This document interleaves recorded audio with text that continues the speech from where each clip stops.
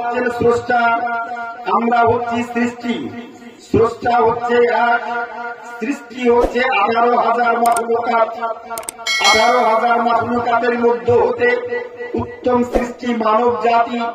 আমরা উত্তম সৃষ্টি হিসাবে মহান স্রষ্টার শত সহস্র শুকরিয়া জ্ঞাপন করত। প্রত্যেকে মুহব্বতে বলি আলহামদুলিল্লাহ, একটু জোরে বলি আলহামদুলিল্লাহ।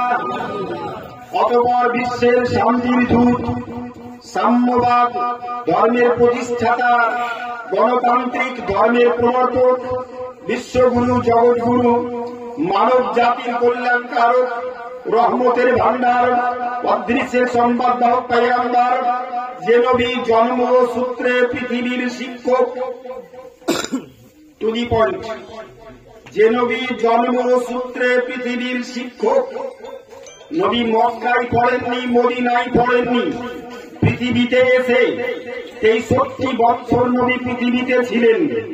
63 বৎসর বয়সে নবী পাক পার্থিব জগৎ ত্যাগ করেছেন, পরলোক গমন করেছেন, ইন্তিকাল করেছেন। দীর্ঘ 63 বৎসর জীবনকাল কারো নিকটে নবী ওয়া আ এ বি সি ডি ওয়া আ আলিফ বে কারো নিকটে পড়েননি, আল্লাহ পড়াননি, নবীও পড়েননি। আল্লাহ পড়ালেন না কেন? আল্লাহ এই কারণে পড়ালেন না, নবীগণ গোটা বিশ্ব জগৎকে তৈরি করার 14,000 বছর পূর্বে আমি আল্লাহ গোপন ছিলাম। নিজকে প্রকাশ করার জন্য আমি তোমার নূরকে তৈরি করলাম।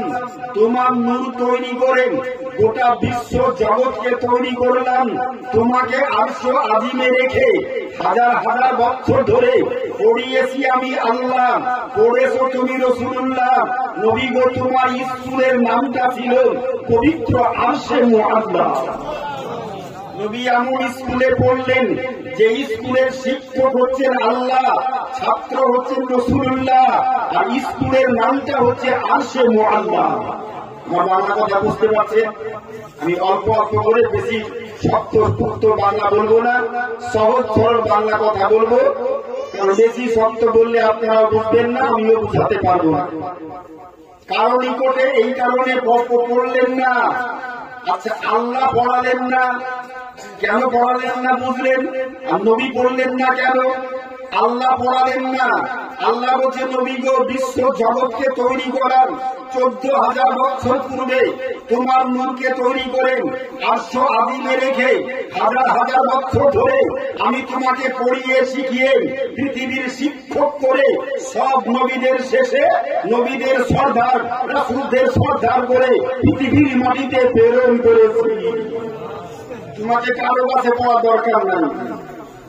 আচ্ছা, নবী পড়লেন না কেন? আল্লাহ পড়ালেন না, ঠিক আছে বলেন, নবী পড়লেন না কেন? নবী এই কারণে পড়লেন না, নবী যদি শিশুকালে, শৈশবকালে কারো নিকটে পড়তেন, আর 40 বছর বয়সে যখন কোরআন নাযিল হলো, নবুয়তের এলান করলেন, ওই যার কাছে প্রাইমারিতে ওয়া আ এবিসিডি আলিফ বে পড়েছিলেন, ওর কাছে গিয়ে যদি বলতেন পূর্বের ধর্ম বা নতুন ধর্ম এটা কবুল করতে হবে, আজ থেকে আর গাছ পূজা করা চলবে না, আজ থেকে সূর্য পূজা করা চলবে না, আজ থেকে চন্দ্র পূজা করা চলবে না, আজ থেকে আগুনের পূজা করা চলবে না, একমাত্র বুদুল্লাহ, আল্লাহর ইবাদত করো, পূর্বের ধর্মকে বাদ দাও। যখন বলতেন নবী, ওই লোকটা কি বলতো? নবী জানে গিরে, আমার কাছে ওয়া পড়লো, আমার কাছে আলিফ বে পড়লো, আর আজকে বড় হওয়ার পরে বলছে আমাদের ধর্ম বাদ, ওর কথা শুনতে হবে। আচ্ছা, এতে নবীর সম্মান বাড়তো না কমতো? কথা বুঝতে পারছেন আমার? এতে নবীর সম্মান বাড়তো না কমতো? কমতো। আচ্ছা, যার সম্মান আল্লাহ উঁচু করেছেন, আমার মতো 3 পাতা পড়া 4 পাতা পড়া বলবি যদি মনে করেন নবীর সম্মানকে নিচে নামাবো টেনে হিচড়ে, আমি একটু কি নামাতে পারবো? যাকে আল্লাহ উঁচু করেছেন বলা পড়া এলাকা জিকরা, যার সম্মান ইজ্জত আল্লাহ বাড়িয়ে দিয়েছেন, আর ওই নবীর সম্মান ইজ্জতকে আমাদের মতো আমাদের পরিবারের কোন সন্তান 2 পাতা 3 পাতা পড়লো কি পড়লো না, নকল রসিদ ছাপিয়ে পাড়ায় পাড়ায় ভিক্ষা করে 3 তলা বাড়ি করে বাড়িতে এসে বলছে 14 বছর পড়লাম, কোথাও খোঁজ করে পেলাম না, নবীর ওপরে দরুদ সালাম পড়তে হবে, কোথাও খোঁজ করে পেলাম না, পীর মানতে হবে, পীরের মাজারে যেতে হবে, জলুস করতে হবে, কোথাও খোঁজ করে পেলাম না। আমি যদি জিজ্ঞেস করবো আপনি পড়লে কোথায়, তুমি তো সারা জীবন ভাঙা ট্যাক্সি ভাড়া করে পাড়ায় পাড়ায় ভিক্ষা করে কোথাও বাড়ি তৈরি করলে, তুমি পড়লে বা কোথায়? পড়বে তারপরে তুমি তো শিখবে জানবে, পড়াশোনা করলে না, আর না পড়ে তুমি সর্দি করছো। কথা বুঝতে পারছেন আমার?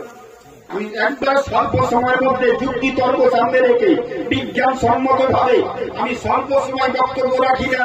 ন্যূনতম বক্তব্যের সূচনা করতে আমার 2 ঘন্টা সময় পার হয়ে যায়।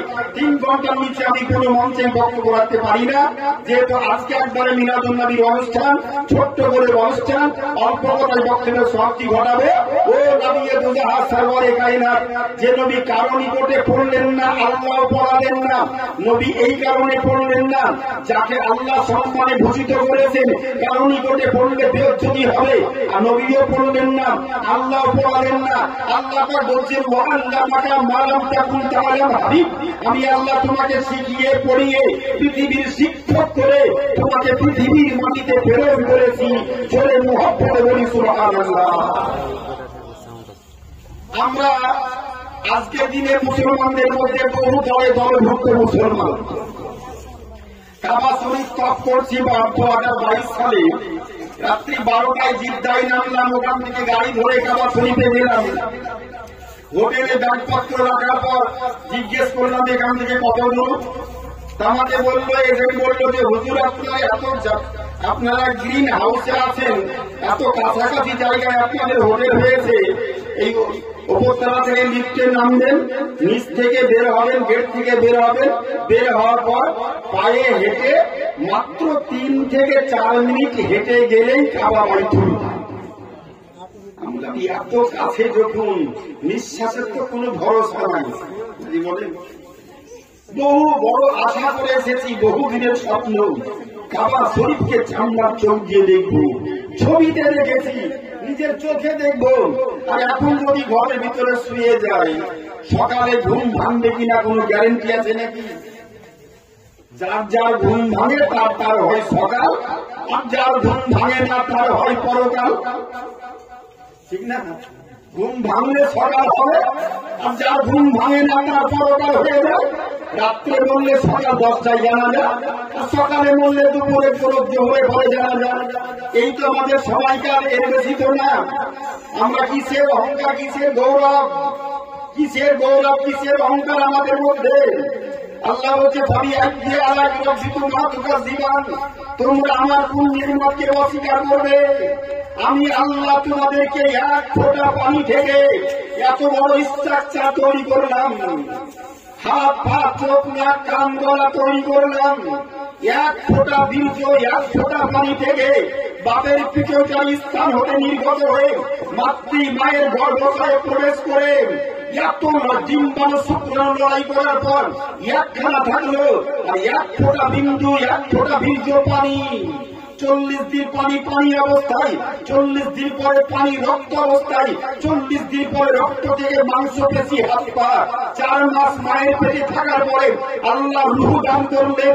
আল্লাহ 1 ফোঁটা পানি থেকে আমার মতো এত বড় বডি মুফতি আলমগীরকে আল্লাহ তৈরি করেছেন। আল্লাহর কোন নিয়ামতকে অস্বীকার করবে বান্দা? তারপরেও আমরা মানুষ হয়ে কেন আল্লাহর নিকটে ধাবিত হই না? কেন আমরা ইবাদত করি না? কেন আমরা আল্লাহর দিকে ধাবিত হই না? কথা বুঝতে পারছেন আপনারা? আমি টু দি পয়েন্ট সংক্ষিপ্ত আকারে বেশি বলবো না, সংক্ষিপ্ত আকারে আমি একটা কথা বলার জন্য কথাটা তুললাম, নিজের কথা বলা ঠিক না। নামলাম, গেলাম, বললাম থাকা যাবে না, ঘরে শোয়া যাবে না, নিঃশ্বাসের ভরসা নাই। আমার স্ত্রীকে বললাম চলো, এসেছি বহুদিনের স্বপ্ন, আরে আপনি ঘরে বসে থাকলে হবে? নিঃশ্বাসের কোনো বিশ্বাস নাই, চলো। গেলাম, রাত্রি 2টোর সময় ঢুকছি, তখনও 2 লাখ মানুষ। জোরে বলে সুবহানাল্লাহ। খাইরে কাবা বাইতুল্লাহ, যেই কালো ঘরখানা চকয়ে নজরে পড়ার পর প্রত্যেক মানুষ কঠোর দিল পাথর বরাবর যদি কারো দিলে হয়, প্রত্যেকটা মানুষের চোখের দিকে দেখেছি, রাত্রে দেখেছি, দিনে দেখেছি, সকালে দেখেছি, ছেলেদের দিকে দেখেছি, মেয়েদের দিকে দেখেছি। হাইরে কালো ঘর কাবা বাইতুল্লাহ, যেই ঘরে চোখ পড়ার পর প্রত্যেকটা মানুষের চোখ দিয়ে টস টস টস টস করে পানি ঝরছে, এটা আমি সবার দিকে লক্ষ্য করেছি। নিজকে ভুলে যাই, আমি ছেলে আমি মেয়ে, এই কথাটা কারো মনে থাকে না। বাবা কথা বুঝতে পারছি, আমি যে ছেলে আমি যে মেয়ে, মসজিদে একসঙ্গে ছেলে মেয়ের নামাজ চলে না, কিন্তু কাবা বাইতুল্লাহ যেখানে শত শত হাজার হাজার লক্ষ লক্ষ, রাত্রি 2টোর সময় গেলে 2 লাখ মানুষ, সকাল 10টার সময় গেলেও 2 লাখ মানুষ, 24 ঘন্টা যেই ঘরে তফ চলে। আর ওখানে কে ছেলে কে মেয়ে আলাদা না, একসঙ্গে মিলিত ভাবে সবাই তফ করে, কেউ কারো দিকে তাকিয়ে দেখে না, কারোর মধ্যে ওই মনটা থাকে না আমি ছেলে আমি মেয়ে। আমার মধ্যে যে মন একটা আছে, মন বিরাজ করছি, এই মনটা তখন থাকে না। কাবার দিকে তাকিয়ে মানুষ আল্লাহর মহব্বতে পাগল হয়ে শুধু চোখ দিয়ে টস টস টস টস করে পানি ছড়ায়। 7 চক্কর কমপ্লিট করলাম, তফ করলাম, সাফা মারওয়া সাই করলাম, বাইরে বের হলাম। বাইরে বের হওয়ার পর আপনার ওই রাত্রিবেলাতে মাথা নাড়া করলাম। মাথা নাড়া করার পর আপনার ঘরে ঢোকার হলো না, আবার ফজরের আযান হয়ে গেল, আবার ঘুরিয়ে নামাজ পড়লাম। নামাজ পড়ার পরে দেখছি 2 দিন পর কথা, একজন লোককে দেখছি আমার পাশে নামাজ পড়তে জোর সময়। আল্লাহু আকবার। আমার দেশে আছে তো এরকম লোক, এরকম লোক বলছে আছে তো, আবার বলছে আল্লাহু আকবার, এর বেশি না, এই পর্যন্ত আল্লাহু আকবার। একটা গেল, আল্লাহু আকবার, টুটি চেপে ধরছে, এমন ভাবে চেপে ধরছে, টুটি মনে হচ্ছে পেটি কাটি। আবার আল্লাহু আকবার, নাভির নিচে, আল্লাহু আকবার, নাভির উপরে নাভির নিচে দুটো। আর একটা গোষ্ঠী দেখছি, এটা আমাদের প্রচলিত, এগুলা হলো, আর যেটা প্রচলিত আমাদের দেশে নাই। আল্লাহু আকবার, 2 হাত ছেড়ে দিয়ে বলছে আলহামদুলিল্লাহ রাব্বিল আলামিন আর-রহমানির রহিম মালিক ইয়াউমিদ্দিন। আর একটা লোক জায়গাতে দেখলাম তাকিয়ে, এক লোককে দেখছি বয়স্ক মানুষ, বলছে আল্লাহ, এই হাত তুলছে, এই বেশি না, আল্লাহু আকবার, 2 হাতকে পিছনে বেঁধে নিল, এইভাবে গোষ্ঠী মেরে গুটি মেরে হাতটাকে বেঁধে নিয়ে বলছে আলহামদুলিল্লাহ রাব্বিল আলামিন আর-রহমানির রহিম মালিক ইয়াউমিদ্দিন।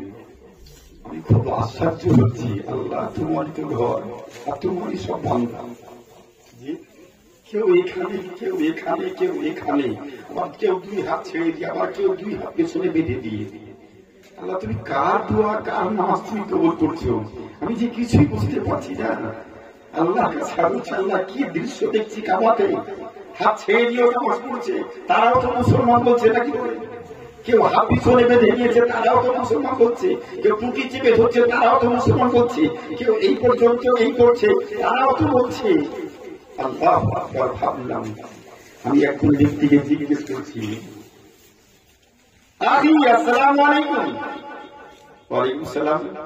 হাবিবি আসালুকা সুআলা ওয়াহিদা, আপনাকে একটা প্রশ্ন করব, খুব ভয়ে ভয়ে জিজ্ঞেস করছি, যদি রেগে যাই বিদেশি মানুষ। আসালুকা সুআলা ওয়াহিদা, একটা প্রশ্ন করব। আমরা আরবি কথা শুনে বেচারা কাছে আসার পরে মাশাআল্লাহ মাফিয়াল্লাহ ওয়ালাইকুম সালাম বলে একবার বুকে বুক লাগিয়ে জড়িয়ে ধরল, মানে খুব খুশি খুব আনন্দিত। বলছে তুমি আপনি কোথা থেকে এসেছেন? আমি বলি ইন্ডিয়া। আমি জিজ্ঞেস করলাম যে আপনি? যে জি তুমি না মিশর, আমি মিশর থেকে এসেছি। মিশরের ব্যক্তি, আমি ইন্ডিয়ান মানুষ। আমার কথাটা শুনে ও মুগ্ধ, আমি একটু প্লিজ মুগ্ধ হলাম। আমি জিজ্ঞেস করছি, ভাই আপনিও মুসলমান আমিও মুসলমান, আপনি হাত ছেড়ে দিয়ে নামাজ পড়ছেন, হাদিসে তো কোন জায়গাতে হাত ছেড়ে নামাজ পড়ার কথা পাইনি খোঁজ করি। আমি 30 বছর ধরে মৌলবি মুফতি পাস করেছি, ছাত্রদেরকে পড়ালাম, এখনো পড়াচ্ছি, আমার শিক্ষকতা জীবন চলছে 29 বছর 2 মাস 18 দিন আজকের দিন। তো 30 বছরের শিক্ষকতা করছি, তা আমি তো এরকম দলিলটা কোন জায়গাতে পাইনি, সব জায়গাতে পেয়েছি ডান হাতটা বাম হাতের কবজিয়া ধরে হাত ছেড়ে দিয়ে নামাজ পড়া না ভিন্নেছি। এটাই তো সিয়াসাতের হাদিসে পেয়েছি, এটা আপনি এটা কোন দলিল পেয়েছেন? উনি আমার দিকে তাকে বলছে মাশাআল্লাহ মাশাআল্লাহ মাশাআল্লাহ মাশাআল্লাহ। আমি মাশাআল্লাহ বললে তো হবে না, আপনি বলছেন কিন্তু কেমন করে যাইস আমাকে দলিলটা দিবেন তো। যদি দলিল থাকে তাহলে আমি এটা করবো কেন, আমিও ছেড়ে দিয়ে নামাজ পড়বো, কথা ছিল না?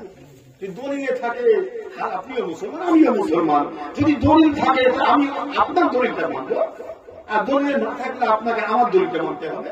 দুটোর মধ্যে একটা ইচ্ছা মতো তো শরিয়াত চলবে না, শরিয়াত চলবে নবীর কথা মোতাবেক। আমাকে বলছে হুজুর আপনি ঠিক সাদ্দাক্তা ঠিক বলছেন, আপনি সত্য কথা বলছেন, একবারে ভালো মানুষ, আপনি সত্য কথা বলছেন, আমাদের কোনো অসুবিধা নাই। আমরা যে ইমামকে মানি ওই ইমামও এরকমই হাত ভাঙতেন। কিন্তু শেষ সময়ে আমাদের ইমামে আহমদ বিন হাম্বল রাহমাতুল্লাহ আলাইহি দীর্ঘ 40 দিন জেলখানার ভিতরে ছিলেন, অনাহারে ক্ষুধার্ত অবস্থায়, এক ঢোক পানি পান না করে 40 দিন ওই জেলখানার ভিতরে আল্লাহর ধ্যানে লিপ্ত থেকেছেন জেলখানায়। সম্রাট বাদশাহ শাসক বাদশাহ মামুন, বাদশাহ হারুন রশিদের দ্বিতীয় পুত্র মামুন রশিদ, তার সময়কালের ঘটনা। কিন্তু পরবর্তীতে আমার ইমাম যখন বাদশার কথা অমান্য করল, কোরআনের কথার উপরে প্রাধান্য দিল, গুরুত্ব দিল, তখন ইমামের প্রতি বাদশাহ মামুন জল্লদ নিযুক্ত করে প্রতিদিন সকাল হলে 40টি করে চামড়ার চাবুক আমাদের ইমামকে মানার হুকুম দিয়েছিল বাদশাহ মামুন। আমাদের ইমামে আহমদ বিন হাম্বল মিশরের জেলখানার ভিতরে 41 দিন 42 দিন করতে 72 দিন পর্যন্ত, মানে 32 দিন জেলখানার ভিতরে প্রতিদিন 40টি করে চামড়ার চাবুকের আঘাত খেয়েছেন। চামড়ার চাবুক হাতে পড়ে হাফিজে কোরআন, তা সত্ত্বেও ফতোয়ার পরিবর্তন করেননি। বাদশাহ মামুন এটাই বলেছিল, বাদশাহ মামুন বলেছিল দেশের মানুষ ভালো, কোরআন ধ্বংসশীল না পৃথিবী ধ্বংসশীল। সেই দিন দেশের ইমাম চোর প্যাটমাদারি মৌলবি সমাজ বলেছিল যে কোরআন ধ্বংস হবে, পৃথিবী ধ্বংস হবে না। কিন্তু জগৎ বিখ্যাত ইমামে আহমদ বিন হাম্বল রাহমাতুল্লাহ আলাইহি উনি বুক টান করে বলেছিলেন, আমি আশিকে রাসূল, আশিকে ইমাম হোসাইন। আশিকে ইমাম হোসাইন কার নাম? আশিকে ইমামে হোসাইন, আশিকে রাসূল, आशिक वली आशिक औलिया जान देने से नहीं डरते, ये सब रह जाए या कर जाए कुछ परवाह नहीं करते। যারা আল্লাহর দোস্ত প্রেমিক আশিক হয়ে যায় তাদের নিজের প্রাণকে আল্লাহর রাস্তায় কুরবানি করতে একটু দ্বিধাবোধ করেন না। জগৎ বিখ্যাত ইমাম হাফিজে কোরআন আহমদ বিন হাম্বল বলেছিলেন, যতক্ষণ নিঃশ্বাস যাওয়া আসা করছে ততক্ষণ পর্যন্ত প্রতিজ্ঞাবদ্ধ আমার একটাই ফতোয়া থাকবে, কোরআন অধ্বংসশীল বস্তু, পৃথিবী ধ্বংসশীল বস্তু। কোরআন ধ্বংস হবে না, পৃথিবী ধ্বংস হবে। তোমার কাজ তুমি করো, আমার কাজ আমাকে করতে দাও। জোরে বলবেন না সুবহানাল্লাহ? আমার কাজ আমাকে করতে দাও, তোমার কাজ তোমাকে করতে দাও। তুমি তোমার হুকুম পালন করো চলবা, তুমি বাদশার হুকুম পালন করো, আর আমি বিশ্ব বাদশা, বিশ্ব মালিক আল্লাহর হুকুম পালন করে আমি আমার জায়গাতে অটুট অমর থাকবো। 40টি করে চাবুক পড়ে দুই হাতগুলো চামড়া ছিলিয়ে বিলিয়ে গিয়েছিল, রক্ত গড়ে হিমোগ্লোবিন শেষ হয়ে গোটা শরীরটা ফ্যাকাশে হিমোসায়াসিনে পরিণত হয়েছিল। হাত তুলতে পারেননি। আমাদের ইমাম উনি দাঁড়িয়ে নামাজ পড়েছেন জেলখানার ভিতরে মার খাওয়ার পরেও, কিন্তু আল্লাহু আকবার বলেছেন, হাত তোলার শক্তি ছিল না তো হাত ছেড়ে দিয়ে নামাজ পড়েছেন। আমরা যেহেতু ইমামকে মানি তাই হুজুর আমরা হাত ছেড়ে দিয়ে নামাজটা পড়ি, এটা একটা মহব্বত। জোরে বলুন সুবহানাল্লাহ। আমি আপনাকে পক্ষপাতিত্বের কথা প্রথমে বলছি না, বাস আমার দ্বারাই আসেনি। আমি বোঝানোর জন্য কথাগুলো বললাম, শিক্ষামূলক জ্ঞানমূলক কথাগুলো আপনাদের সামনে আমি উপস্থাপন করলাম। সর্বোপরি শেষ আলোচনা, আমরা বহুজন বহু কথা বলছি, নামাজও পড়ছি, আবার পীরের বিরুদ্ধে, গাউসের বিরুদ্ধে, বলির বিরুদ্ধে ফতোয়াও দিচ্ছি। নামাজে বলছি ইয়াকা না'বুদু ওয়া ইয়াকা নাস্তাঈন, আল্লাহ খাস করে আমরা তোমার ইবাদত করি, তোমার নিকটে সাহায্য প্রার্থনা করি। বলছি না, বলছি তো আমরা তোমার কাছে সাহায্য প্রার্থনা করি, কারো কাছে চাই না। তাহলে আবার কারো কাছে গিয়ে চাইছে কেন? কেউ গাছের কাছে গিয়ে, কেউ মূর্তির কাছে গিয়ে, কেউ পাথরের কাছে গিয়ে, কেউ কুকুরের কাছে গিয়ে, হনুমানের কাছে গিয়ে, বাদরের কাছে গিয়ে, গরুর কাছে গিয়ে, ব্যাঙের কাছে গিয়ে বলছে ওম নমস্তে সর্বভূত নমো ভূতারমিন্দ্র ভূতারমিন্দ্র মহাসুইন্দ্রা শ্রেষ্ঠং শ্রেষ্ঠং পরমং পূর্ণং আল্লাহু রাসূল মুহাম্মাদের কন্দবরস্য বল্লভ আল্লাহ ইল্লাল্লাহি ইল্লাল্লাহ লা ইলাহা হাতিপাবং ইল্লাল্লাহ পরম পরম জনম বৈকুণ্ঠ পরম আপানাদিত দেবী নাম মুহাম্মাদাম। আল্লাহ বলছে হলো না, হলো না, হলো না। মুসলমান বলছে, এখানে হাত পেতে বলছে ইহদিনা সিরাতাল মুস্তাকিম, এখানে হাত পেতে বলছে আলহামদুলিল্লাহি রাব্বিল আলামিন, এখানে হাত পেতে বলছে আলহামদুলিল্লাহি রাব্বিল আলামিন, এখানে হাত পেতে বলছে আলহামদুলিল্লাহি রাব্বিল আলামিন, এখানে হাত পেতে বলছে আলহামদুলিল্লাহি রাব্বিল আলামিন। আল্লাহ বলছে ইহদিনা সিরাতাল মুস্তাকিম, বান্দা বলছে ইহদিনা সিরাতাল মুস্তাকিম। আল্লাহ আমাদেরকে সোজা পথে চালাও, সোজা পথে চালাও, সিরাতাল্লাযিনা আন'আমতা আলাইহিম, ওই পথে চালাও যেই পথে চলার কারণে যাদেরকে তুমি পুরস্কৃত করেছো, যাদের মধ্যে জান্নাত বন্টন করেছো, যাদের মধ্যে নিয়ামত দান করেছো, আল্লাহ ওদের পথে চালাও। আর আল্লাহ বলছে মানুষের মধ্য থেকে আমি 4 শ্রেণী মানুষের মধ্যে জান্নাত বন্টন করেছি। 1 নাম্বার নবীগণ, 2 নাম্বার সাহাবায়ে কেরাম, 3 নাম্বার শুহাদায়ে কেরাম, আর 4 নাম্বার আমার বন্ধু আউলিয়ায়ে কেরাম। নামাজের মধ্যে এখানে হাত পেতে বলছে আল্লাহ ওলিদের পথে চালাও, তোমার ওলি গাউস কুতুবের পথে চালাও, এখানে হাত পেতে বলছে তোমার ওলিদের পথে চালাও, এখানে হাত পেতে বলছে তোমার ওলিদের পথে চালাও, এখানে হাত পেতে বলছে তোমার ওলিদের পথে চালাও।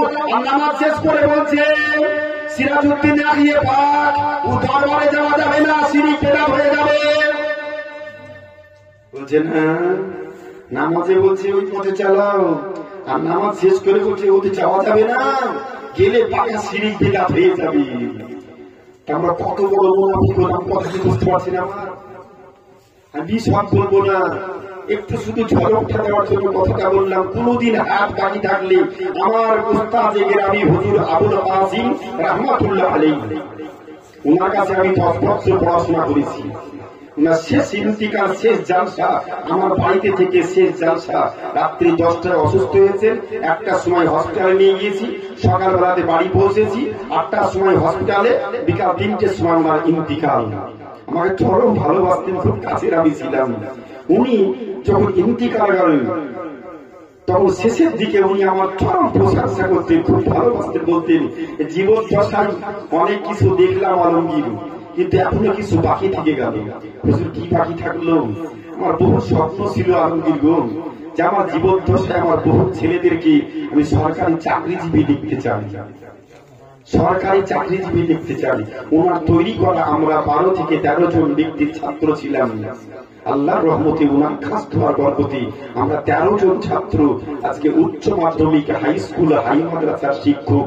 মাস গেলেই সরকার আমাদের অ্যাকাউন্টে 80,000 টাকা ঢোকায়, এমনি এমনি ঢুকে হুজুরের বিশেষ দোয়া। আর হুজুর সত্যিকার অর্থে একজন আলিমের যে আদর্শ থাকা দরকার, সেই আদর্শ ওনার মধ্যে ছিল। ছোট বড় সকলের মধ্যে কি ভালোবাসা, কি মোহব্বত, কি আন্তরিকতা। কোনদিন কাউকে উনি একবার ধিক্কার দিয়ে, ধমক দিয়ে এইরকম ব্যবহার কোনদিন ওনার মুখ থেকে দেখিনি। ওনার চরিত্রের মধ্যে 40 বছর দেখেছি ওনাকে, 40 বছর দেখেছি, কিন্তু কোনদিন ওনার মধ্যে এই আদর্শ, কোনদিন ইসলাম বিরোধী, হিংসাত্মমূলক, রাগান্বিত ভাব, কোন কাউকে হিংসা করে, ব্যঙ্গ করে, ঠাট্টা বিদ্রুপ মজাক করে একটু কাউকে খারাপ কটু কথা বলবেন, এই কথাটা ওনার মুখ থেকে শুনিনি। আমি শুনলাম আপনাদের গ্রামে উনি খুব আসতেন, তো আপনারাও আশা করি আপনারা ওনাকে যারা দেখেছেন নিশ্চয়ই আমি যেটা বলছি আমার বলার সঙ্গে আপনাদের দেখার অবশ্যই মিলটা থাকবে। আশা করছি মিলটা আছে। উনি কেমন ধরনের ব্যক্তি ছিলেন জি ভাই নিশ্চয়ই আপনারা দেখেছেন। আমার সর্বোপরি আলোচনার শেষ প্রান্তে চলে এসেছি। আমি শেষ কথাটা বলতেছিলাম আজকে এই মহা পয়গম্বর বিশ্বনবী হায়াতুল নবী নবীকে নিয়ে আজকে আল্লাহর বিরুদ্ধে সমালোচনা হয় না, যত সমালোচনা হয় নবীর বিরুদ্ধে। কেন? এই কারণে নবীর বিরুদ্ধে সমালোচনা হয়, আল্লাহর বিরোধিতা করা এটা নাস্তিকদের কাজ। আর ধর্মের উপরে থাকার পরে আল্লাহর বিরোধিতা করে ইমান ধ্বংস যেমন হয়, নবীর বিরোধিতা করে ইমান ধ্বংস হয়। আসলে নবীকে মানার নামটাই হচ্ছে ইমান। কেমন করে? ইমামে জাইনুল আবিদিন দুররে মুখতার রাসূল মুহাম্মদ ফরমায়ে স্বামীর মধ্যে একটা কথা নিয়েছেন তৃতীয় খণ্ডের মধ্যে, মানে ক্বালা লা ইলাহা ইল্লাল্লাহ ফাকাত, যেই ব্যক্তি শুধু লা ইলাহা ইল্লাল্লাহ পাঠ করল ফালা ইউমিন, ওই ব্যক্তি পরিপূর্ণ মুমিন হলো না। ওই ব্যক্তি পরিপূর্ণ মুমিন হলো না। আমার মাতা ওই অবস্থায় ইন্তিকাল করলো, লা ইউমিন, ইমানি অবস্থায় তার মৃত্যু হলো না। ইমানি অবস্থায় তার মৃত্যু হলো না। আমার পালা মুহাম্মদুর রাসূলুল্লাহ, আর যেই ব্যক্তি মুহাম্মদুর রাসূলুল্লাহ পাঠ করলো, এখানে আল্লাহর নামটাও আছে, নবীর নামটাও আছে। ওখানে শুধু আল্লাহর নাম আছে, নবীর নাম নাই। আর আল্লাহ বলছে আল্লাহ, যারা রাসূলের অনুসরণ করলো তারা আমার অনুসরণ করলো, আর যারা রাসূলকে ত্যাগ করলো আমাকে ত্যাগ করলো। জোরে মুহাব্বতে বলি সুবহানাল্লাহ। ও নবী দুজা সরওয়ারে কায়নাত নবী মুহাম্মদুর রাসূলুল্লাহ সাল্লাল্লাহু আলাইহি ওয়াসাল্লামের উপরে এই মাহফিলে মিলাদ শরীফের তরফ থেকে ১৭ কোটি দরুদ ও সালাম বর্ষিত হোক। সকলেই মুহাব্বতে বলি আল্লাহুম্মা আমিন। সূচনার মধ্যে এই বক্তব্য শেষ, কেবল শুরু করলাম আর কেবলই বক্তব্য আমার শেষ। আচ্ছা সবাই আমিন বললেন তো? আমি মেদিনীপুরে কেশপুর কলেজ মাঠে প্রোগ্রাম করি, বলছি কয়েকবার গিয়েছি ওখানে আমি মেদিনীপুরে। আসলে আমাকে আল্লাহ বিভিন্ন জায়গায় আমন্ত্রণ করে দিয়ে আমি কলেজে স্কুলে বিভিন্ন সরকারি প্রোগ্রাম করতে যাই। আপনার অনেক কিছু সরকারি কাজের সঙ্গে যুক্ত আছি, বিভিন্ন মাইনরিটি সংখ্যালঘু দপ্তরের মধ্যে এই মাদ্রাসা, পশ্চিমবঙ্গ মাদ্রাসা বোর্ডের বিভিন্ন দপ্তরে এক্সামিনার বিভিন্ন বিষয়ের উপরে আমি একটু যুক্ত আছি বলে বিভিন্ন সময় বিভিন্ন স্কুল কলেজে মাদ্রাসায় সরকারি প্রোগ্রাম হলে একটু দু চারটি কথা বলার জন্য আমাকে নিমন্ত্রণ করে যাই। আমি ওখানে বলছি ১৭ কোটি দরুদ ও সালাম পাক মদিনায় বর্ষিত হোক। সবাই বলে আমিন, পাবলিক বলছে আমিন। আমি হঠাৎ করে ব্রেনে একটা কথা জাগালাম, আমি জিজ্ঞেস করছি সবাই আমিন বললেন তো? প্রায় ১০ থেকে ১৫,০০০ লোক। আমার সবার স্টেজের মঞ্চের সভাপতি, লাল টুকটুকে ফুটফুটে চেহারা, ৫৪-৫৬ বছর বয়সী ব্যক্তি, চোখে দামি চশমা চোখে দিয়ে সুন্দরভাবে বসে আছে, আমার দিকে তাকিয়ে মুচকি হাসছে, হেসে বলছে হুজুর দেশের লোক পাগলা বোকা, তাই আপনার কথা শুনে আমিন বলেছে, আমি কিন্তু আমিন বলিনি। আচ্ছা পণ্ডিতটা কে হলো বলেন তো? ও ১০,০০০ লোক আমিন বলেছে, ও আমিন বলেনি। আচ্ছা যদি আপনাকে আমি আমিন বলতে বললাম, রাজনগর মডেলের মানুষ আপনারা আমিন বলেন, বলতে বললাম, আপনি বললেন না, তো না বললে আপনাকে জোর করে বলা হবে নাকি? হ্যাঁ, আমি কি এই কাজ করতে এসেছি নাকি? ইসলাম কি জোর করে কারো উপর চাপিয়ে দিবে না? ইম্পসিবল, অসম্ভব, অত সহজ না। তাহলে আপনি মন চাইলে পড়বেন না, পড়বেন নাকি বলেন? তুই বলেনই বলেন, ঠিক আছে, তোর লোকের সামনে বলা কি দরকার? দেশের লোক বোকা পাগলা তাই করেছে, আমি কোন লিপ্তটা আমি বলি। উনি ওটাই বলতে চাইছে কলমে যে দেশের লোক বাংলা বোকা তো হুজুর, তাই আমি বলেছে, আমি কিন্তু আমিটা বলি। আচ্ছা আচ্ছা, কেন বলেননি? আমাকে বলছেন কি বলবো আপনাকে, আপনারা তো আলিফে পড়া লোক, বিজ্ঞান দর্শন ইতিহাস ভূগোল ভালো বুঝেন না। আলিফে পড়া লোক, আপনি বিজ্ঞান ভালো বুঝবেন?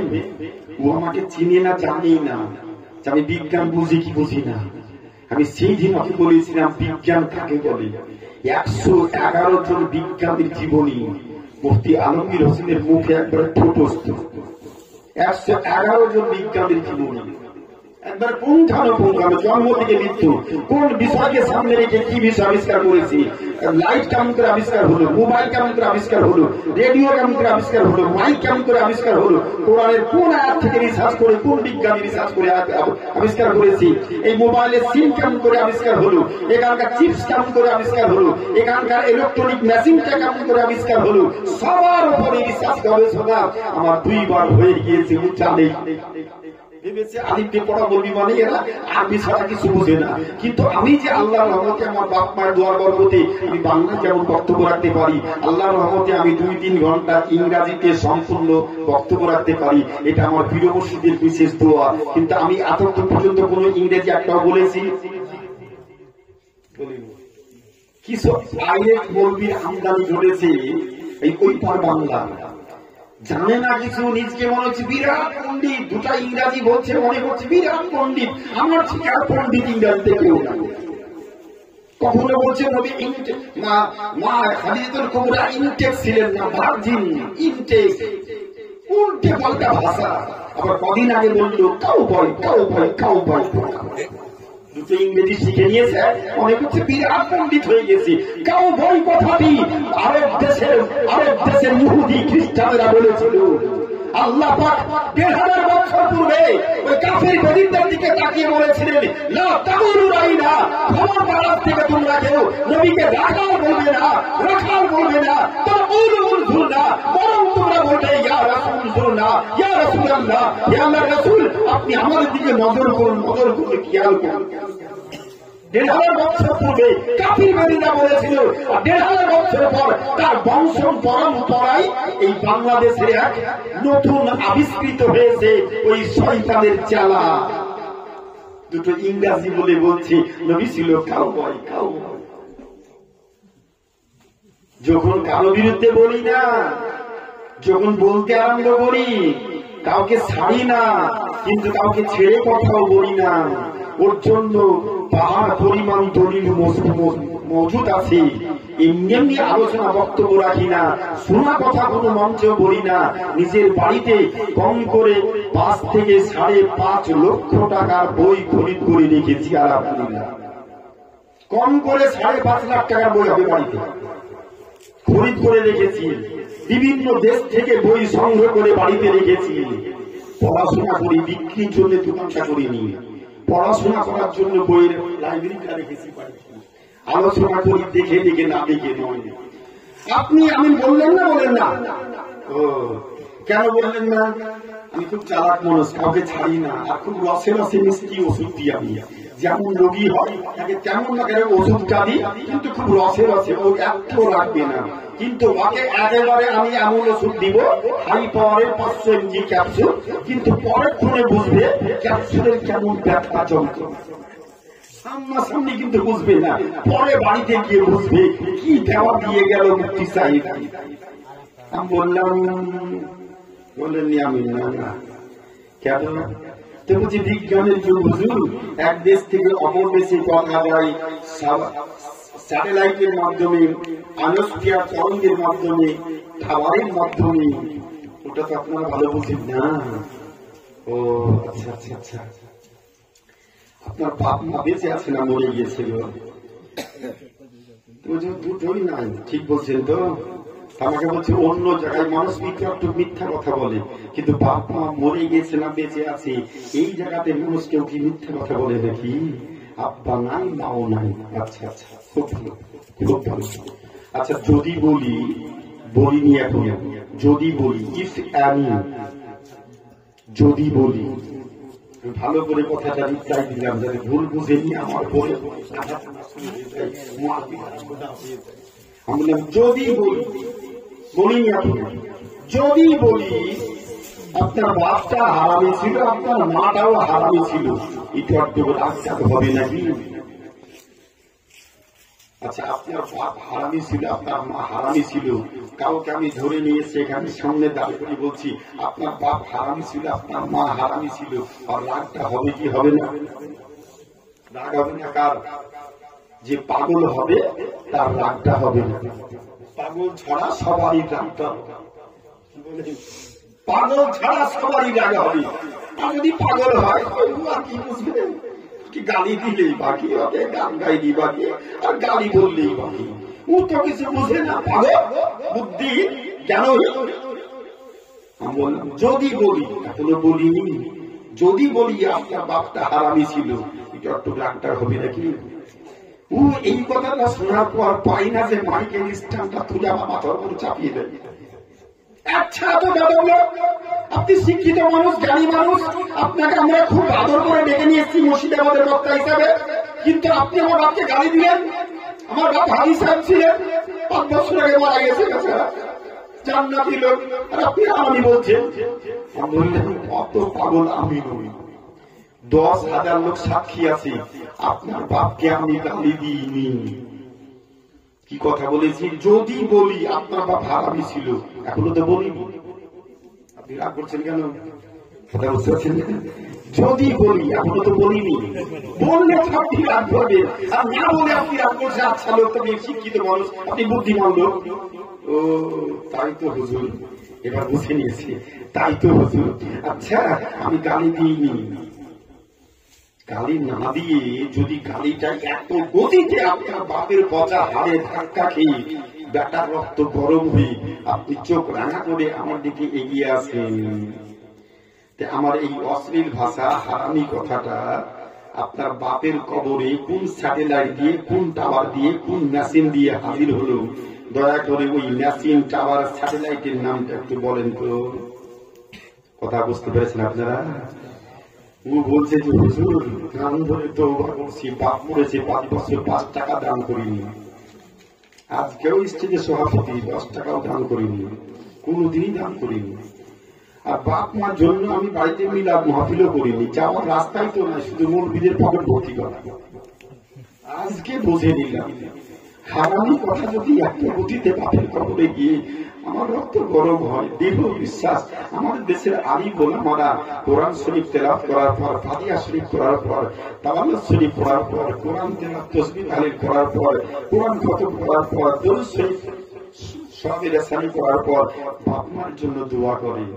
গালি যদি এত গতিতে যায়, দৃঢ় বিশ্বাস অশ্লীল শব্দ গালির থেকে 70 লক্ষ গুণ বেশি গতিতে আমাদের দোয়া, কালাম, সাদকা, যাবতীয় বিষয়াদি পিতা মাতার কবরে গিয়ে হাজির হবে। জোরে মুহাব্বতে বলি সুবহানাল্লাহ। আর আজকে সেই উদ্দেশ্য তো মহতি মাহফিল, নয় না? এই বাড়ির কি নাম? মুজিবুর রহমানের স্ত্রী ইহজগৎ ত্যাগ করে, আপনার স্ত্রী বলে। আচ্ছা, মুজিবুর রহমানের স্ত্রী ইহজগৎ ত্যাগ করে পরলোক গমন করেছেন। তার রুহি মাগফিরাতের উদ্দেশ্যে এই যে এত বড় আয়োজন, আপনাদের উপস্থিতি, এতগুলো লোকজনকে নিয়ে দোয়া মাহফিল। আজকের দিনে দোয়া বিরোধী মতবাদের বহু ভাইরাস মৌলবীর আমদানি হয়েছে। দোয়া করা তোলেন নাই, ঘর করে পাচ্ছে না। আল্লাহ বলছে কোরআনে, ফাইদা ফারাগতা ফানসাব ওয়া ইলা রাব্বিকা ফারগাব, যখন তোমরা নামাজ সমাপ্ত করবে তখন তোমরা বেশি বেশি করে দোয়া করো। আল্লাহ বলছে দোয়া করো। আর কোরআন না বুঝে কিছু বলবি বলছে দোয়া করার দলিল নাই। নবী তেলাওয়াত বছর পূর্বে বললেন, আর দোয়া ওয়াসিলাহুল মুমিনিন, মুমিনদের জন্য আল্লাহ প্রাপ্তির একমাত্র হাতিয়ার হচ্ছে দোয়া। আল্লাহ বলছে ওয়াদউনি আস্তাজিব লাকুম, বান্দা তোমরা আমার নিকটে প্রার্থনা করো, আমার কাছে দোয়া চাও, আমি তোমাদের প্রত্যেকের দোয়া প্রার্থনা কবুল করি। আমার কাছে চাও। আমি যেই কথাটা বলতেছিলাম, সূর্যের কাছে বলছে তুমি আমাকে দাও, চন্দ্রের কাছে তুমি আমাকে দাও, কুকুর, হনুমান, বাদর সবার কাছে তুমি দাও, পাথরের কাছে তুমি দাও। আল্লাহর কাছে যারা চাইল তারা পেল, আল্লাহ ছাড়া অন্য কাছে চাইলে কিছু কি পাওয়া যাবে? বা আল্লাহ বলেছেন ওয়াদউনি, আমার কাছে চাও, ওয়াদউনি, আমার কাছে প্রার্থনা করো, আমার নিকটে প্রেয়ার করো, আমি তোমাদের প্রত্যেকের দোয়া প্রার্থনা কবুল করি। আল্লাহ যারা আল্লাহর কাছে চাইবে আল্লাহ অবশ্যই কবুল করবে, আর যারা আল্লাহ ছাড়া অন্য কাছে চাইল আল্লাহ বলবে বান্দা আমার কাছে চাইতেই তো পারলি না, তবে আল্লাহ দিব কেমন করে? চাওয়ার কথা আমার কাছে চাইলি হনুমান, বাদর, কুকুর, শিয়াল, অন্যর কাছে চাইলি। যারা আমার কাছে চাইলো তারা পেল, আমাকে ছাড়া যারা অন্যর কাছে চাইলো আর চাওয়াই হলো, আমার পর্যন্ত আসতে পারলো না, পেল। কথা বুঝতে পেরেছি? সুস্পষ্ট কোরআন থেকে বক্তব্য দিলাম। কোরআন হাদিসের বাইরে একটা কথা বলিনি, মন গড়া তথ্য পরিবেশের কোথাও করি না। সময় সাপেক্ষ অনেক বলবো ভেবেছিলাম, বাড়িতে ভেবেছিলাম, কিন্তু রাত্রিটা যেহেতু বেশি, অনেক রাত্রি হয়ে গিয়েছে, আপনাদের আর কষ্ট দেব না। একেবারে বলবো কিছু বলছেন, সবাই মন তো বলবে না, রাত্রি হচ্ছে যখন। আল্লাহু আকবার। আমি তো বক্তব্য রাখতেই পারলাম না, কেউ সূচনাই করলাম, আমার কেমন করে মনে হয় 1.5 ঘন্টা টাইম পার হয়ে গেছে বা 2 ঘন্টা কাছাকাছি হয়ে গিয়েছে। আমি সূচনার মধ্যে পর্যায়ে চলে এসেছি।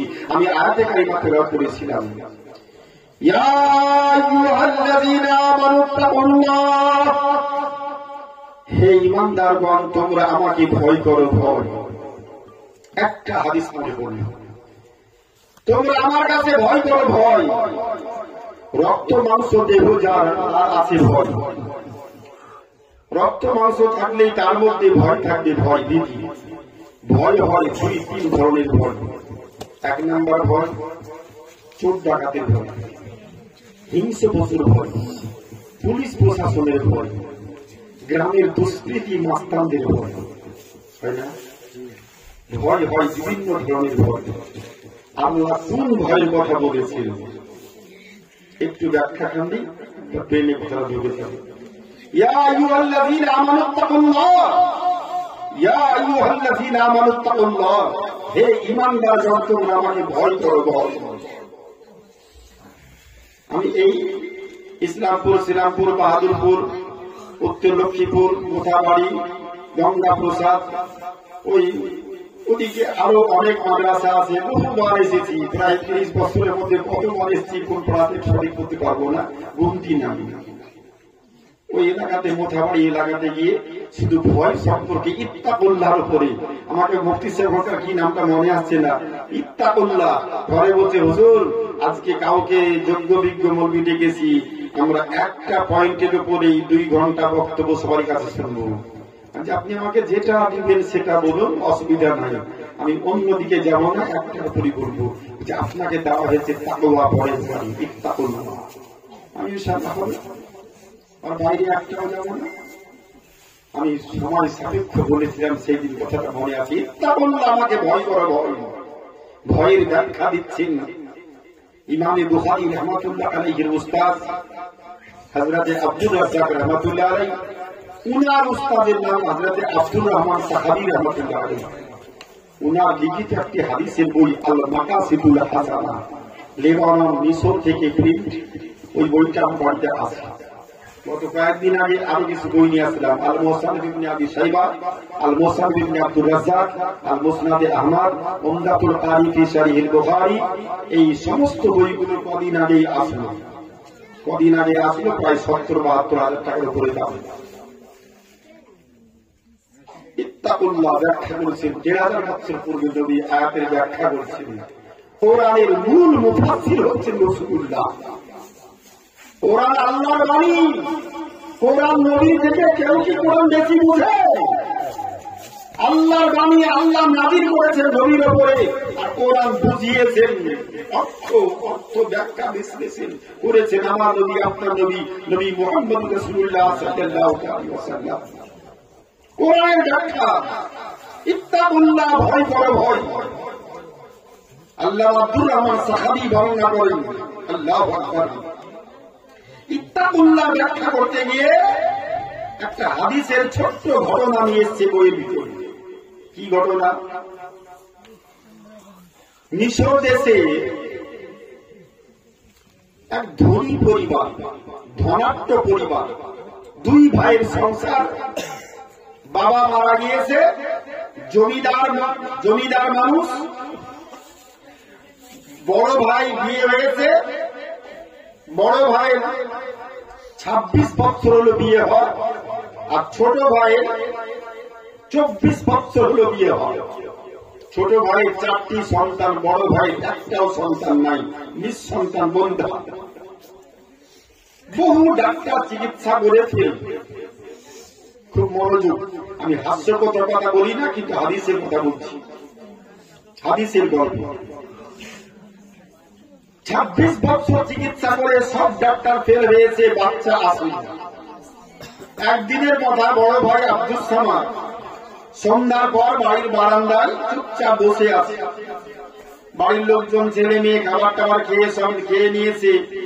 বাদিজি ভাইজিরা এসে বলছে, বড় খাবার খাও, চলেন। খাবো না। ছোট ভাই বলছে খাবার খাও, চলো। খাবো না। ছোট ভাই স্ত্রী বলছে খাবার খাও, খাবো না। কেন খাবেন না? আপনি বাড়ির মালিক, ভাই ভাই কোনো অশান্তি নাই। আমরা দুই ভাইয়ের সংসার, এত বড় পরিবার, এত লেবার দিয়ে বাড়িতে এত বড় সংসার আমরা ম্যানেজ করি, কোনো অশান্তি নাই। খাবার খাবেন না কেন? খান, খাবার খেয়ে চলেন, কোনো অশান্তি নাই, কিন্তু খাবার আমি খাবো না। কেন খাবেন না? খাবো না। কারণ কারো কিছু বলবে, খাবেন না কেন? তো বলছে তোর সংসার তুই দেখে নে, আমি সব ডাক্তার চিকিৎসা করেছি, আজকে বড় ডাক্তারের কাছে গিয়েছিলাম তোর ভাবিকে নিয়ে। বড় ডাক্তার চিকিৎসা করে বলল আপনার স্ত্রী কোনো সন্তানাদি হবে না, অতএব স্ত্রীকে আপনি বাড়ি নিয়ে যান, কোন সন্তানাদি হবে না। যখন সন্তানাদি হবে না, তো সংসারে কাজ করা আমার কি দরকার?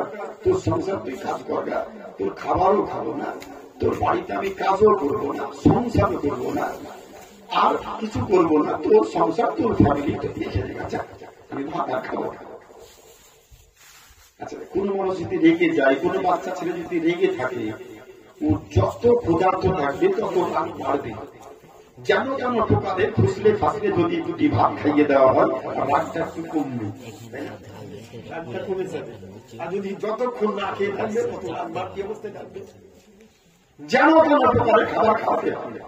ছোট ভাই বলছে কি যে বলেন আপনি, আপনি বাড়ির মালিক, আর আপনি খাবেন না বললে হবে নাকি?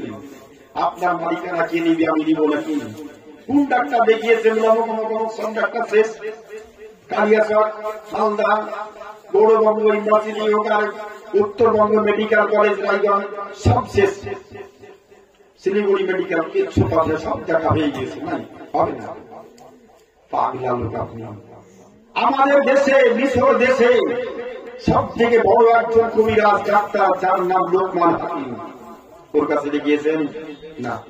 তাহলে আগামীকাল সকালবেলায় আমরা সেজে গুজে পরিবারের লোকজন সবাই মিলে লোকমান হাকিমের কাছে মরলে বড় ডাক্তারের কাছে গিয়ে মরাই ভালো বলেছে, খেয়ে নিবে। সকালবেলায় সেজে গুজে, খুব তাড়াতাড়ি বলছি, সেজে গুজে একবারে সবাই, সব পরিবারে দেশের মানুষ 30 জন 40 জন লোককে নিয়ে লোকমান হাকিমের বাড়িতে গিয়ে হাজির। লোকমান হাকিম একজন বড় মাপের চিকিৎসক, কবিরাজ ডাক্তার। পরীক্ষা নিরীক্ষা করে সবাই তো রোগ বলতে পারে। ডাক্তার কাছে গেলে এটা করো, এটা করো, এটা করো, 36 রকমের পরীক্ষা করার পর তারপরে ও প্রেসক্রিপশন লিখবে। তুই তাহলে 5 বছর পড়লোটা কি? ও সিমটম বলতে কিছু পড়েনি, যে কোন লোকের কি কি লক্ষণ থাকবে, লক্ষণ কিছু পড়ে না, কিছু গবেষণা নাই। বাপের টাকা আছে, 7 বছর ডিগ্রি MBBS করে চলে এসেছে, যা কিছু করবে আগে পরীক্ষা নিরীক্ষা। আমি বহু ডাক্তারকে বলি, আমার পরিবারও 4 জন ডাক্তার আছে। আমার এলাকার মধ্যে আমাদের পরিবারটা খুব শিক্ষিত পরিবার। আমার পরিবারে, আমার ফ্যামিলিতে 7 জন হাই স্কুলের শিক্ষক, 4 জন MBBS ডাক্তার। আলহামদুলিল্লাহ, খুব শুকরিয়া আদায় করি। এই কারণে আদায় করি যে বাড়িতে থাকলে সবাই জামাতে নামাজটা পড়ে, ওই কারণে শুকরিয়া আদায় করি। বেনামাজি হলে ওদের কথা এই পবিত্র স্টেজে বলতে হবে। কিছু কিছু জায়গায় দেখছি চাকরি পেয়ে গেলে, অর্থ ধনী হয়ে গেলে মসজিদে ঘুরাতে যায় না, দেখছি বহু জায়গাতে মসজিদের কাছে যায় না, ও নামাজ পড়ে না, ও ভাবছে আমি আর মরবো না। আমি অনেক জায়গাতে বলেছি, ভাই আপনারা যে বসে আছেন, আগে হলে মসজিদে নামাজ পড়বেন না, আপনারা পড়েন না, পড়বো, এখন কাপড় টাপড় ঠিক নাই। আচ্ছা, 100 বছর পূর্বে আমরা এখানে যারা বসে আছি, 100 বছর পূর্বে আমরা কেউ ছিলাম বা একটা লোক ছিলাম না? আচ্ছা, আগামী 100 বছর পরে আমরা কেউ থাকবো? কেউ থাকবো না, একটা কেউ থাকবো না। বলছি না, কেউ থাকবো না। তাহলে 100 বছর পূর্বে আমরা একটা কেউ ছিলাম না, আগামী 100 বছর পরে আমরা একজন ব্যক্তি কেউ থাকবো না। যদি কেউ না থাকি, তাহলে এই কার জন্য সংসার আর কার জন্য এই আড্ডাখানা? বুঝাতে পেরেছেন নাকি? কার জন্য আড্ডা কাটা? ওইটুকু কথা বলে আমি মসজিদে চলে গেলাম। পরে রক্তে দেখছি যারা যারা আড্ডা করত সবাইকে দেখছি বাড়ি থেকে সব লুঙ্গি চেঞ্জ করে একেবারে মসজিদে হাজির। এই কি ব্যাপার? এই নতুন নতুন লোকগুলো। ইমাম সাহেব বলছে আজকে কি বলেছেন হুজুর? এত লোকের ভিড় মসজিদে বুঝতে পারছি না। এই কিছুদিন আগে 19 থেকে 21 সাল পর্যন্ত লকডাউন চলল, মানুষ মরবে ভয়ে আতঙ্কিত হয়ে মসজিদে মুসল্লি বেশ ভালো হচ্ছিল। লকডাউন চলে গিয়েছে, মুসল্লিও কমে গেছে। আমার খুব ভালো ছিল, দেখলাম খুব জোর সবাইকে দেখছিলাম। কিন্তু যখনই লকডাউন শেষ ভাবছে আমি বলবো না, চিরন্তন থেকে যাবো। হাইরে বোকা বেটা বোকা, 100 বছর পূর্বে যেমন কেউ ছিলাম না, আগামী 100 বছর পরে আমরা একটাও কেউ থাকবো না। গ্যারেন্টি। কেউ মরতে চাই না। 90 বছর বয়স যদি বলে বলবেন একটু চলেন, হ্যাঁ তুমি ঠিকই নিয়ে রেখেছো নাকি মনে যে তুমি আমাকে বলছো মরে যাবো? ও জানছে 90 বছর বয়স, কিন্তু মরবো এটা মনে প্রাণে মানতে পারে না, ভাবছে আমি চিরন্তন থেকে যাবো। কত সহজ! কুল্লু নাফসিন যায়িকাতুল মাউত, every soul is to test, every soul is to test the death. প্রতিটি আত্মাকে মৃত্যুর স্বাদ গ্রহণ করতে হবে চিরন্তন, এখানে কোনো ভেজাল। বিজ্ঞানী বলছে অল প্লান্ট ইজ মর্টাল, জীব মাত্রই মরণশীল, যার মধ্যে প্রাণ আছে তাকে মরতে হবে চিরন্তন। বিজ্ঞান দর্শন ইতিহাস বল প্রত্যেক বুদ্ধিজীবীর একই মত, অল প্লান্ট ইজ মর্টাল, জীব মাত্রই মরণশীল। হিন্দু শাস্ত্রে দেবতা নবী আসার 3000 বছর পূর্বে বলেছেন ওম নমস্তে সর্বভূত নম মৃত্যু নাম চিরন্তন নম নমস্কারতে নম। যার জন্ম হয়েছে তাকে মরতে হবে চিরন্তন। কেউ চিরদিন পৃথিবীতে থাকবে না, কেউ থাকবে না, প্রত্যেককে যেতে হবে। ছোট ভাইয়ের কথা শুনে খাবার টাবার খেয়ে নিয়েছে বড় ভাই। সকাল সকাল সাজুগুজু করে লোকমান হাকিমের বাড়িতে যা চিকিৎসা করার জন্য, ওটাই বলছিলাম না, ওদিকে যাচ্ছে।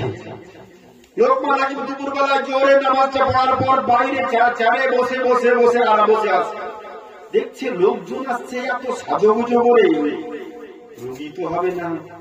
রুগী হলে তো একটু উস্কো ফুস্কো ভাব থাকবে, রুগীর মধ্যে একটা উস্কো ফুস্কো ভাব থাকবে, মনোমালিন্যতা ভাব থাকবে, একটু পাগলা ভাব থাকবে পোশাক পরিচ্ছেদের মধ্যে। এরা তো মনে হচ্ছে সাজুগুজু করে সব অনুষ্ঠান বাড়ি, বিয়ে বাড়িতে সব আসছে মনে হচ্ছে। কোথায় এসছো? হুজুর আপনার কাছে এসছি, আপনার নাম লোকমান হাকিম না? হ্যাঁ। কি ব্যাপার? বড় বিপদে আছি হুজুর, বড় বিপদের মধ্যে আছি।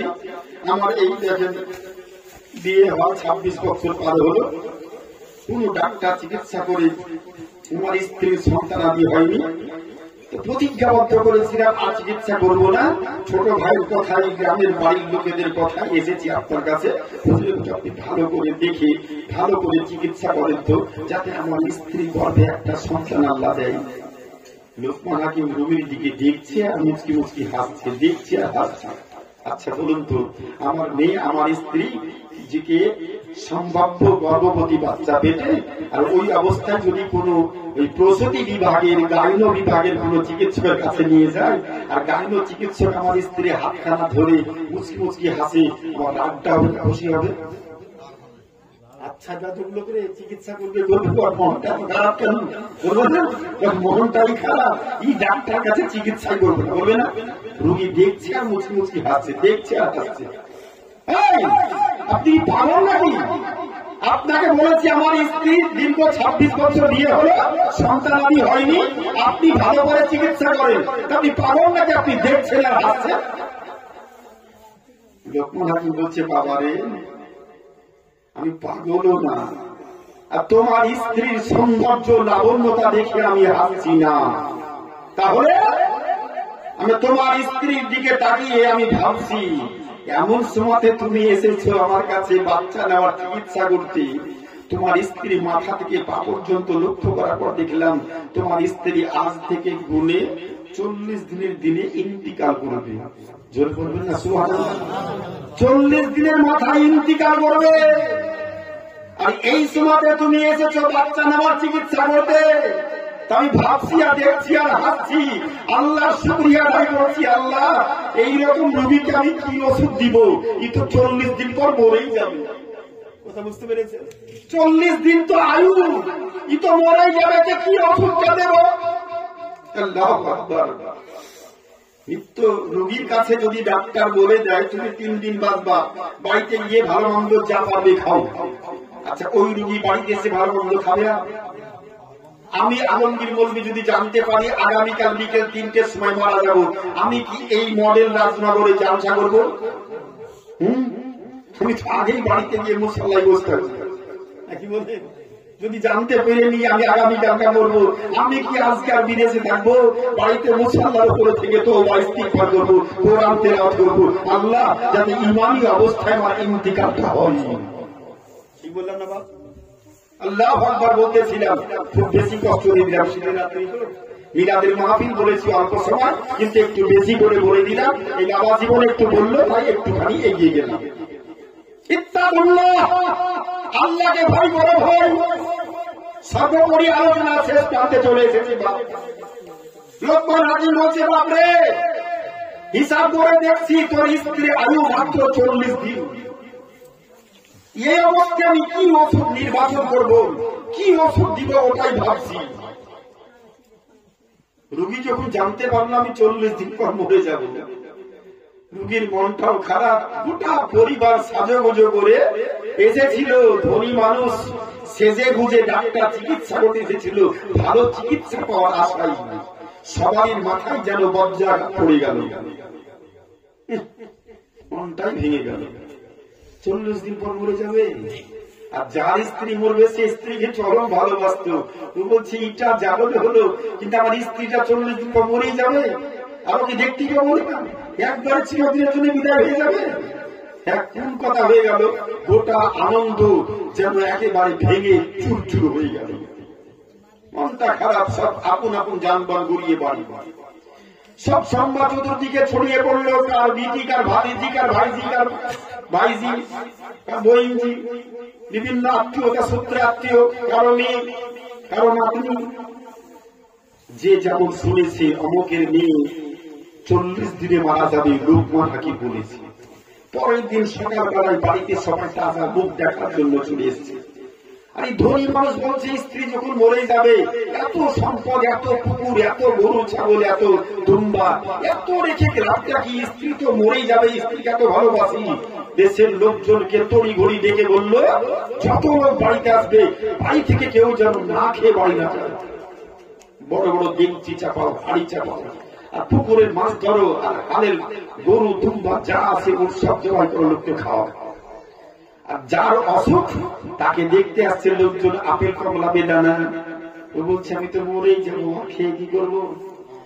শুধু পানি আর মুড়ি, পানি আর মুড়ি, অন্য কিছু খাই না। জোহরের নামাজ, আসরের নামাজ, আবের নামাজ, চাষের নামাজ, নফল নামাজ, তাহাজ্জুদ নামাজ, যত নামাজ শুধু নামাজই পড়ে, কোরআন তেলাওয়াত করে, মরেই তো যাবো আমি। তো জয় দিন থাকি একটু, একদিন, 2 দিন, 3 দিন, 4 দিন করতে করতে 30 দিন, কিন্তু 30 দিন না খেয়ে একেবারে বেচারা বিছানায় পড়ে গেছে, শুধু শুকনো মুড়ি আর পানি, অন্য কিছু না। যে যত খাবার নিয়ে আসে দেখার জন্য, আর এক একটা কুটুম দেখে, দুটোই কাজ একসঙ্গে হচ্ছে। চোখেও কুটি পড়েছে, কাকারও মন ছিল, দুটোই কাজ একসঙ্গে হলো, খিদেও লাগছে। আর ওদের বাড়িতে ওই রুগী দেখতে গেলে পেট ভরে মাংস ভাত খেতে পাওয়া যাচ্ছে, তো প্রতিদিনই চলে যায়।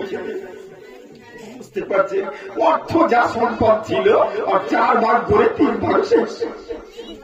ঠিক 40 দিন পূর্ণ হতে 2 দিন বাকি, বিছানায় পড়ে গেছে, চলার শক্তি নাই, একেবারে নীরব নিস্তব্ধ, ওঠার শক্তি নাই, ইশারাতে নামাজ পড়ে।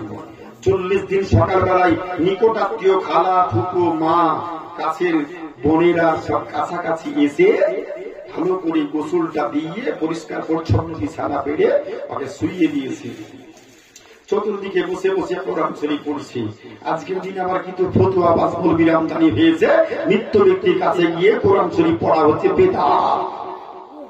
বেদাত বেদাত বললেই বেদাত হয়ে যায়, অত সহজ জিনিস নাকি? 1000 বছর পূর্বে নবী আমার বলেছে নিয়ে সূরা ইয়াসিন ইন্দাল মাউত ওয়ালাকিনু মাউতাকুম লা ইলাহা ইল্লাল্লাহু মুহাম্মাদুর রাসূলুল্লাহ। হাদিস মিশকাত শরীফ, নাসাই শরীফের মধ্যে এসেছে, নবী আমার বলেছেন তোমরা মৃত্যুমুখী ব্যক্তির সামনে গিয়ে সূরা ইয়াসিন তেলাওয়াত করো, তাকে তালকিন করো, লাকিনু মাউতাকুম লা ইলাহা ইল্লাল্লাহ মুহাম্মাদুর রাসূলুল্লাহ। বেশি বেশি করে তালকিন করো, যাতে বা শেষ নিঃশ্বাসটা পরে বা শুনে পরে বা পড়তে পড়তে ইন্তিকালটা করে, তার ইন্তিকাল যেন ঈমানী অবস্থায় ইন্তিকালটা হয়। যথা সময় স্বল্প সময়ের মধ্যে শেষ আলোচনা। এবার 40 দিন পূর্ণ, কাছাকাছি সব কোরআন তেলাওয়াত করছি, সে চোখ বন্ধ করে শুয়ে আছি। জোহরের আজান হয়ে গেল মসজিদে, আর মা গায়ে হাত দিয়ে বলছে আফরোজা, তাকাচ্ছে মানে মরেনি। আবার চোখ বন্ধ। আসর আজান হয়ে গেল, ডাকছে আফরোজা, তাকাচ্ছে মানে মরেনি। মাগরিব আজান হয়ে গেল, তাকাচ্ছে মানে মরেনি। এশা আজান হয়ে গেল, তাকাচ্ছে মানে মরেনি। ব্যাপারটা কি? স্বামী এসে বলছে কাজে তো সব গন্ডগোল হয়ে গেল, এত বউকে ভালোবাসি, বউয়ের ভালোবাসার জন্য লোকমান হাকিমের কথা শুনে 4 ভাগ করে 3 ভাগ সম্পত্তি আল্লাহ রাস্তায় দান করে দিয়েছে, কিন্তু বউ যে মরল না, তাহলে এখন কি হবে? বুঝতে পেরেছে, এত বউকে বেশি ভালোবাসে, বেঁচে থাকলে বা বিপদ। 40 দিন হয়ে গেল, কোন ভুল আছে হিসাবে? কেউ কেউ বলছে মনে হয় হিসাবে ভুল ভুল আছে, আজকে 40 দিন হয়নি, বলে না হয়ে গিয়েছে, আসার দিনটা বাদ দাও, কালকে দিনটা দেখো। 41 দিন হলো মরেনি, 42 দিন হলো মরেনি, 43 দিন মরেনি, 44 দিনের দিন একবারে সাজো গোজো করে লাঠি ঠাঙা নিয়ে সবাই মিলে খাটিয়াতে করে রুগীকে নিয়ে একবারে লোকমান হাকিমের বাড়ি পায়। লোকমান হাকিম দুপুর বেলায় প্রতিদিনের মতো খাবার খেয়ে জোহরের নামাজ পড়ে ও গাছের নিচে চুপচাপ চেয়ারে বসে আছে। আবার ওই 43 দিন পূর্বে যেমন এসেছিল তারা তেমন করে সবাই নামছি আর খাটিয়াতে করে রুগী নিয়ে হাজির। কি ব্যাপার বলে ভুলে গিয়েছেন? ওই 43 দিন পূর্বে এসেছিলাম না চিকিৎসা করতে, আমরা এসেছি আবার। মানে এত রেগে রেগে এসেছে, সবাই চোখ মুখ দেখলেই বুঝতে পারছে, সবাই রেগে আছে, সবাই হাতে যেন একটা ঠান্ডা লাঠি নিয়ে এসেছে। রুগীর নামাও, রুগীর দিকে দেখছে, আবার বসি বসি হাসছে, দেখছে আবার হাসছে। আচ্ছা 43 দিন পূর্বে দেখেছিল, হেসেছিল, তখন নাকি বুঝিয়েছিল এক কথা, কিন্তু আজকের দিনে দেখছে আর হাসছে। এবার রুগীর লোকের নাকি হবে কি হবে না? টাকা দেখেছে, বাপরে, আবার আপনি হাসছেন? আচ্ছা বেদম লোক তো, আপনি আবার হাসছেন? লোকমান হাকিম বলছে বাবারে, আমি হিসাব করে 43 দিন পূর্বে রুগীর যা রোগ সারানোর জন্য আমি ভালো সূক্ষ্ম জ্ঞানে ওষুধ নির্বাচন করেছিলাম। ওষুধে যে আমার কাজ হয়েছে, ওর জন্য আমি দেখছি আর হাসছি। জোরে বলুন সুবহানাল্লাহ। বলে কি ওষুধ নির্বাচন করলে না, কি ওষুধে কাজ হয়েছে? বলে তোমার স্ত্রী ভালো প্রোটিন ভিটামিন খাবার খেয়ে খেয়ে বরবাদ হয়ে এমন চরক জমেছিল, যদি তোমাকে বলতাম 43 দিন পূর্বে তোমার স্ত্রীকে মাছ মাংস ডিম খাওয়াবে না, কিন্তু ধনী মানুষ তো মাছ মাংস ডিম বাদ দিয়ে প্রতিদিন 200 গ্রাম কাজু বাদাম খেতে, জীবনে গর্ভাশয়ে চরক ধরতো না। আমি হিসাব করে ওষুধ নির্বাচন করেছিলাম, ওষুধের নামটা ছিল মরণ। ওষুধের নামটা হচ্ছে মরণ, মরণ মৃত্যু। ওষুধের নামটা ছিল মরণ মৃত্যু। এই মৃত্যু ওষুধে যে কি কাজ হয়েছে বাপরে, তোর স্ত্রী আর কোন ভিটামিন খেতে হবে না, যা ছিল চরক সব ঝরে ক্লিয়ার হয়ে গিয়েছে, এবার পরিষ্কার পরিচ্ছন্ন হয়েছে। এবার ভালো মন্দ যত পারবি আস্তে আস্তে খাওয়া, ডিম খাওয়া, তোকে আখরোট খাওয়া, কাজু বাদাম খাওয়া, আস্তে আস্তে শরীর সুস্থ হবে, সংসার কর, আল্লাহ সন্তান দান করবি। 1500 বছর পূর্বে নবী আমার বললেন, আল্লাহ বলছে ইত্তাকুল্লাহ, বান্দা তোমরা আল্লাহ আমাকে ভয় করো। আর নবী আমার বলছেন ওয়াজকুরুল মাউতা, বান্দা তোমরা বেশি বেশি করে মরণকে স্মরণ করো। ফাইন্নাহা তুযাক্কিরুল আখিরা, যারা মরণকে স্মরণ করে তাদের আখিরাত স্মরণ হয়। আখিরাত স্মরণ থাকলে ওই বান্দা দ্বারা পাপের কাজ গুনার কাজ হয় না। ওই বলেছেন ফাইন্দাহা তুযাক্কিরুল আখিরা, তোমরা বেশি বেশি করে মরণকে স্মরণ করো। মরণ স্মরণ করলে আখিরাত স্মরণ হয়। আখিরাত স্মরণ থাকলে ওই বান্দার দ্বারা পাপের কাজ গুনার কাজ হয় না। ওই মেয়েটা মরণকে স্মরণ করেছিল বলেই তো ও ভাত রুটি ভিটামিন প্রোটিন সব ছেড়ে দিয়েছিল। কথা বুঝতে পারছেন আমার? মৌতা তোমরা মরণকে বেশি বেশি স্মরণ করো। আল্লাহ আমাকে আপনাকে সকলকে, বিশেষ করে মুজিব ভাইয়ের অত্যাগিনী স্ত্রী চলে গিয়েছে, সন্তানাদি রেখে গিয়েছে, সকলের মধ্যে ধৈর্য ধারণ তৌফিক দান করেন এবং পরিবার থেকে চলে গিয়েছে যে দৈনন্দিন জীবনে চলার পথে যদি কোনো গুনাহ সাগীরা কাবিরা হয়ে থাকে, আল্লাহ যেন মেহেরবানি করে নবী পাকের ওসিলায় যিনি অর্ধগিনী স্ত্রীর কবরখানাকে জান্নাতের টুকরো বানিয়ে দিন। সকলের মহব্বতে বলি আল্লাহুম্মা আমিন। ভাষাগত হয়ে থাকে